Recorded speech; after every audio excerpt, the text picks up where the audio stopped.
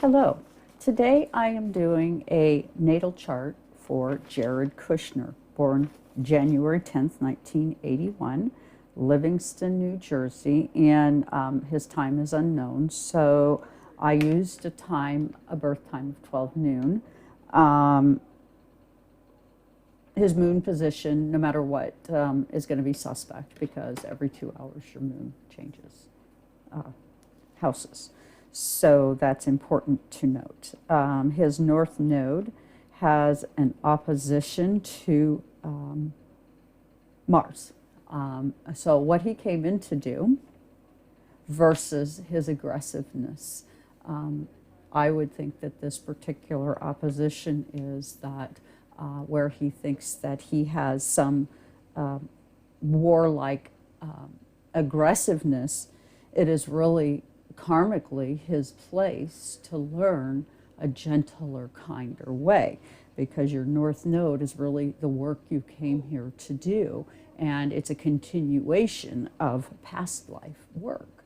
We might change bodies, we might change energy, but we don't change who we are.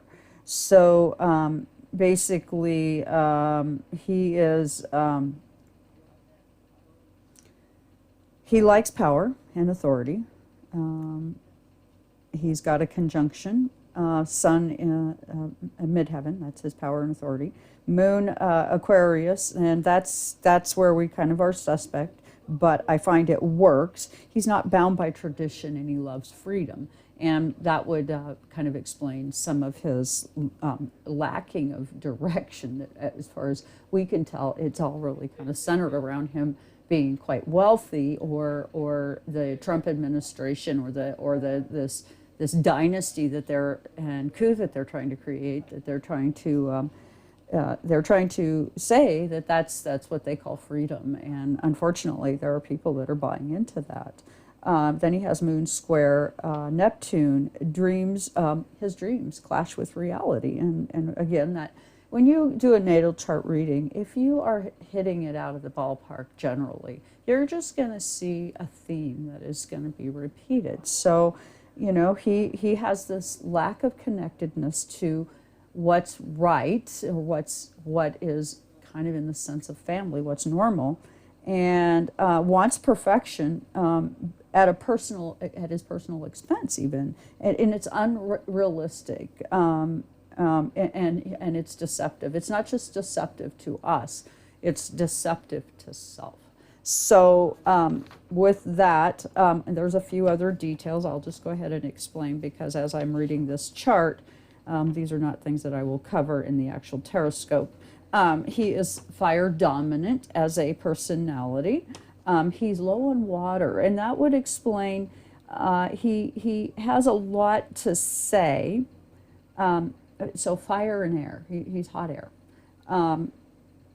But he's not necessarily connected to the collective really well. And that could be why he's a little short-sighted of what's best for the good of all. He has quite a bit of mutable, and mutable is going to be, and that's a planetary arrangement, where a mutable planet is going to be something where it shoots fireballs, just anywhere. A cardinal is going to shoot fireballs in a very direct sort of way. A mutable is just going to be, if you're in its way when it has a moment, you're going to get scorched, So, and he's low in fixed, has quite a bit of mutable, and so yeah, thus we are being burned. He marches to his own beat. Rising is Aries. He's bold. He's impulsive. He acts first without thinking. He's self-centered. And he's single-mindedly daring. So these are all kind of the beginnings of Jared Kushner's natal chart. Now I'm using Vedic, and I hope that kind of is, yeah, it's good enough. Anyway, I'm using Vedic, sidereal, equal, and again, this is a kind of a hybrid. I like the Vedic for the planetary placements. I like the equal because it is very much like reading a regular chart, and I'm a student of astropsychology, which is the approach that that we come in with a psychological structure, and that our psychological structure has to do with our natal chart, and that year in and year out, the dynamics of that chart play out. So, and I personally agree with this so thoroughly that you know, here I am, I'm doing this work. So here we go. We're going to put the laptop down, and this is Jared Kushner. And here we go. Okay, here we go. This is going to be a 12-card draw for the Taroscope. Okay, we're doing Jared Kushner. And I'm using the Spellcaster deck. So, and I sort of changed my setup here. My husband made me a little fort, which I am very grateful for. 4, 5, 6, 7, 8, 9, 10, 11, 12. Okay, pick up my cards.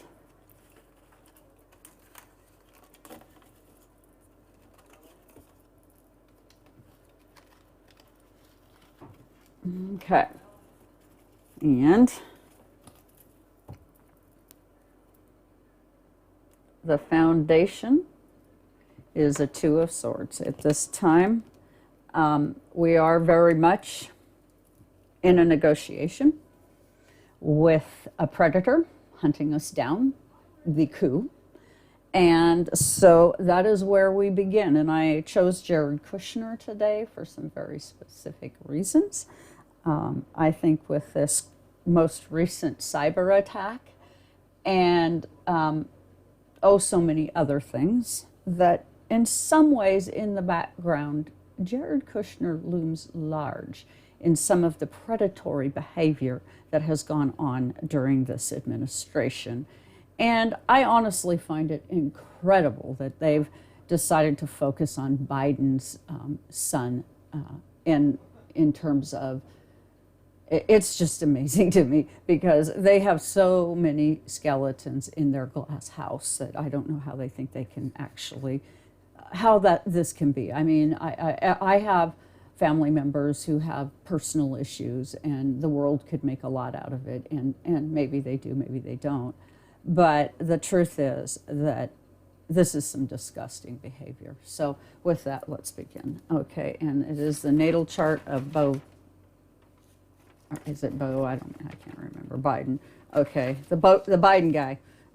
You know, I don't watch the news, so I'm just gonna say that if my energy or my information's a little funny, then yeah, it's because I don't watch the news. But that's actually good for you guys, because I'm probably not as going to be, I don't have any information. Okay, so in the first house of self-survival, the impulsive, I put in there self-centered. It's ruled by Mars, and he gets the sun.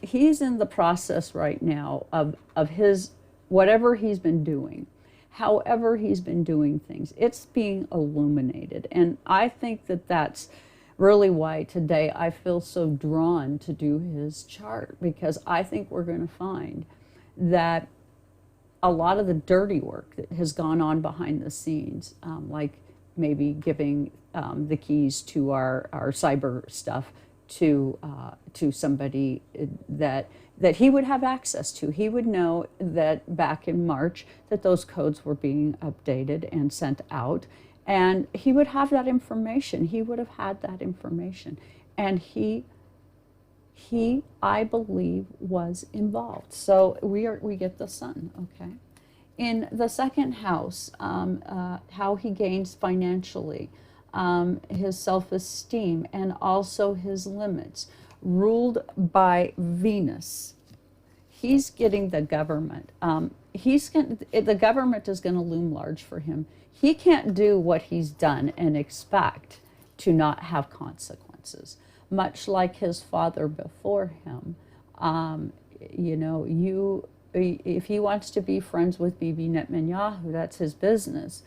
But he is not allowed as an advisor to let that be a part of our government. That's shadow government work. And you have to ask yourself, what is he doing overseas? Well, because this is about his financial gains, it's suggesting that he's using government to gain for himself financially, okay? In the third house of information, inquiries, and communication, his part of fortune in Gemini, ruled by Mercury, okay? He gets the World card. Yes, he was looking to intellectually drive forward information to create a situation where he and the Trump family were to become a dynasty. And yes, they were parading that dynastic energy to the world. So, and the world then responded through hacking. And your house of information is also going to be your computers and coding and things that go on behind the scenes, underneath things that you maybe don't know about, okay? And in the fourth house, ruled by the moon, roots, where you settle in, he gets the high priestess, okay? And he has his north node in Cancer, okay? And the north node in Cancer is going to be what he came to life to do was to learn to feel and to establish roots, to settle in. He gets the high priestess, okay? There's something karmic about this. There's something written about this. And it's black and white, and justice is coming for him, okay? In his fifth house, ruled by Sun, that's where you kind of have your teenage energy, your expression of self, I am. It's children, it's animals, it's dramatic, it's playful, okay? He has basically got the Five of Swords. In this regard, he's quite divisionary, okay? He wants to come in and he has some ideas intellectually on how to get things done, and how to get them done in such a way that you see the wolves in the background. They're able to carry away something from the scene. So pretty predatory, really. He is very predatory. His Pluto square midheaven, it gets real personal here. It just does. It's personal. And those of us who are, not in the camp of, or on the Trump train are really feeling this, okay? It's personal. They had no right to hand out our information to anyone, but they did. They stole from us, okay? And they're divisionary, and then they're trying to say, no, it wasn't us, it was somebody else, it was China, it was anybody but me. Yeah, no, and they're liars. They basically, to say it like it is, they're liars. And basically he has a Jupiter, Saturn conjunction in the sixth house of career. And it's going to get bearish. It's going to be law-based. It's going to bring up some authorities. It's going to cause some health issues. This is the house of service. And he likes to avoid service and responsibilities, and he likes to take big chances, okay? That is, so where he wants to expand, where the rules have been established in Saturn, so that Jupiter he wants to expand, but the rules have been established in Saturn, and this is ruled by Mercury, that deep inner thought process, that's the house it's in of career. And basically he's needing to merge all of this energy at this time. And then he's got looks like Venus. I'm trying to think, what is that, Venus and Mercury. Okay, yeah, these little, sometimes when they use yellow, it's really hard for me to see it. I might have to make a little correction in my software. Well, what he gets in his 6th house of his career is a tower. And I would absolutely say so. I mean, the guy has come in, his clearance, security clearance, was basically shoved through, regardless of its ridiculousness. And here we are, you know. This guy is selling information, or pay for play, I think is what I would call it, is going on. And the question I'm asking myself is, why is this pay for play? And this is a guy who Bibi Netanyahu actually has stayed in his home and slept in his childhood bed. So this guy, whatever's going on, and I'm not saying anything inappropriate like that, I'm saying that he was a guest in their home and used the child's bedroom as his place of where he stayed. So, you know, this guy's got some connections that are kind of some serious connections, okay? And then in our 7th house of partnerships, he's secretive, okay, in his partnerships. He skirts things. He ignores, he confronts, he's frustrated, he's intense. He's got Sun square Pluto. This is ruled by Venus. All of this must be integrated. And for him, relationships such as marriage is kind of how he survives it.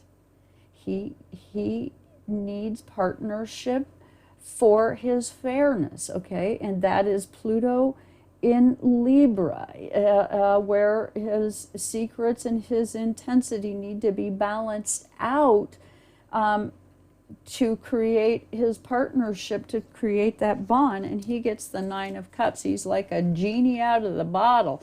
The guy has probably, you know, in terms of his right relationship, he's, you know, for him it's probably, he has to commit magic, you know, but he probably has magic. I mean, just because we socially don't understand him doesn't mean that in a relationship that there isn't something that he gives that's not beautiful in that in its own right. So that's being that in his house of partnerships.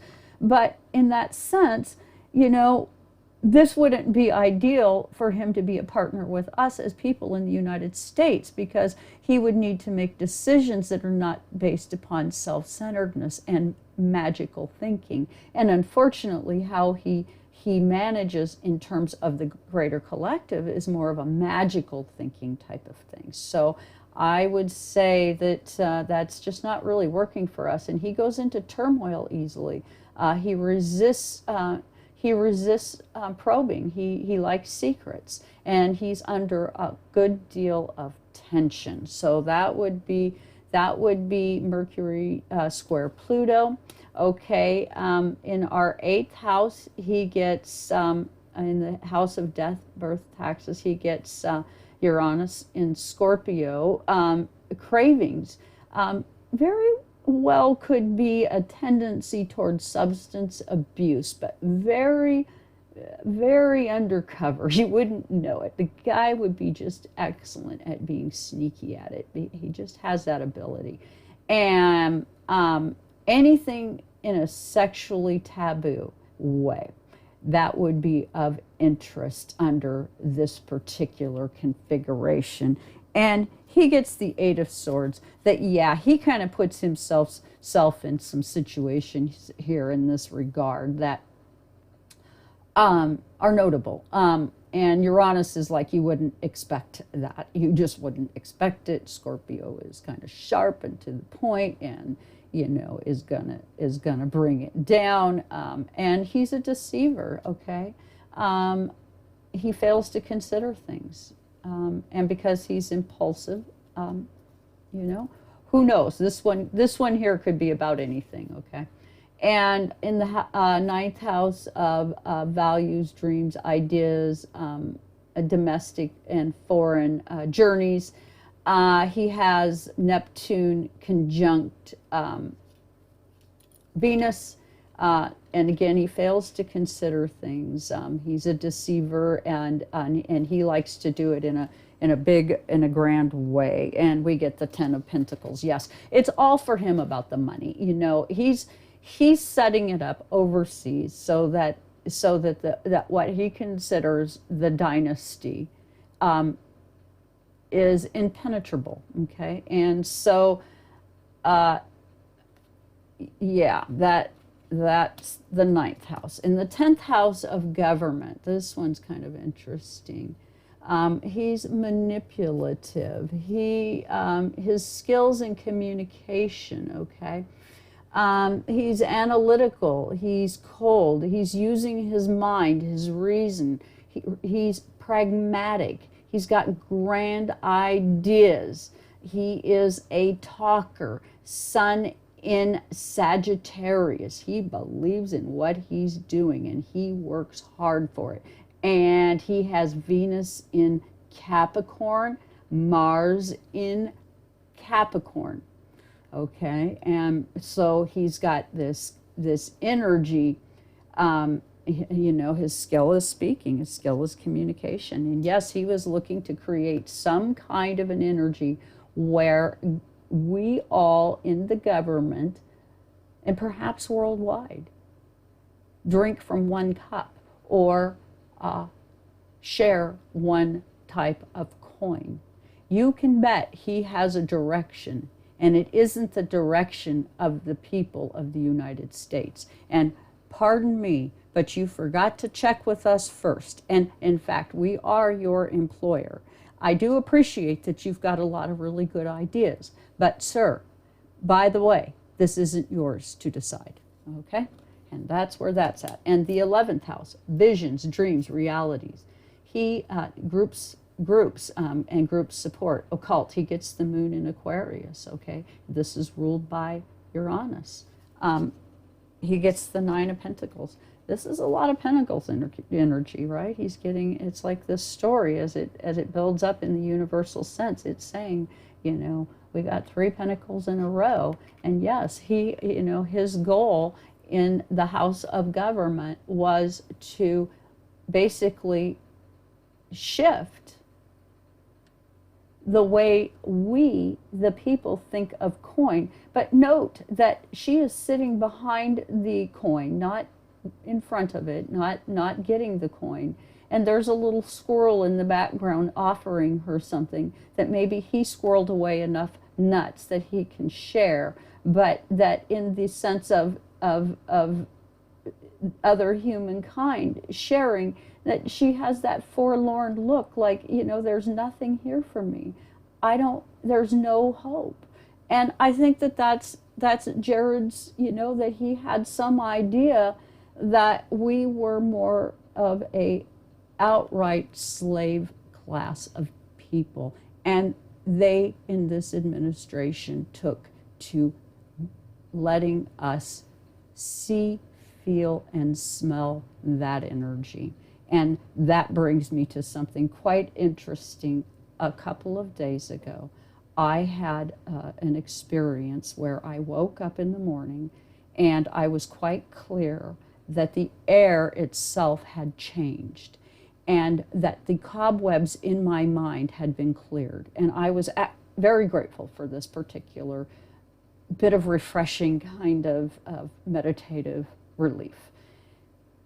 And then not too much longer, I go outside and I walk up within a foot to a skunk who had its back to me and its tail up. And I thought, oh my God, I am going to get sprayed.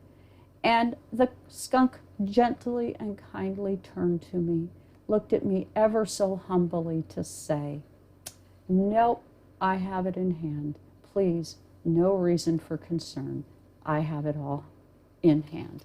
And I came back in the house and I had to look up, what is a skunk in terms of it's a high priestess. It's black and it's white. It offends the senses, but it'll harm no one. Note the baby on her lap. And so, yes, a wind is coming and things are going to get cleared out. And that leads me to this last position, the 12th house, prisons, institutions, betrayal, and self-undoing. He basically is manipulative. He's been planning and scheming, and he gets the Empress. It's new, with pregnant with possibilities. Basically, I think it's kind of over with for him, and I think the law is going to move in on him. I don't think that he can continue this particular. He can't continue this. This is his betrayal is his betrayal, and Trump wasn't going to be there forever. And that intellectual negotiation is, in fact, taking place. And there's strength in that intellectual negotiation. And we're about to be moving on to calmer waters. And so is he. So, and I know that's not calmer waters, but Six of Wands, this is Kamala Harris and that fire energy conducting a new way for us to go forward. And basically, he is going to feel like it's spilt cups, because the relationship he has to us, to the government, to power, is about to change. And I think that basically, maybe he's going to be the apple that falls close to the tree that he came out of. Like his father, he will probably be going to prison for the many crimes he has committed. And with that, I do thank you. I'm going to turn my laptop, sorry for the, here I'm going to turn off this light because it just is a little much. Okay, anyway, nope, that didn't do us any good. Okay, that was what it was. Okay, please do hit the like, share, and subscribe button, and do please join me over on www.twiggie.com. Myself and Pearl Rowland are readers, and she does ceromancy, numerology, and tarot, and I do astrology and tarot.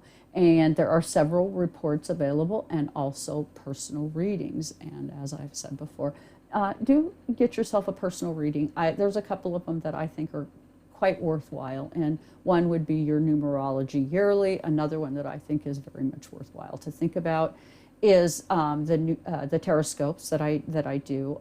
In addition to that, I think that your archetype can help you sort of batten down who you are and how you best can move forward, as the 21st is the time, the solstice of December, and that was yesterday, to set your intentions. And if you have not done so, do so now. And with that, I do thank you for joining me here today.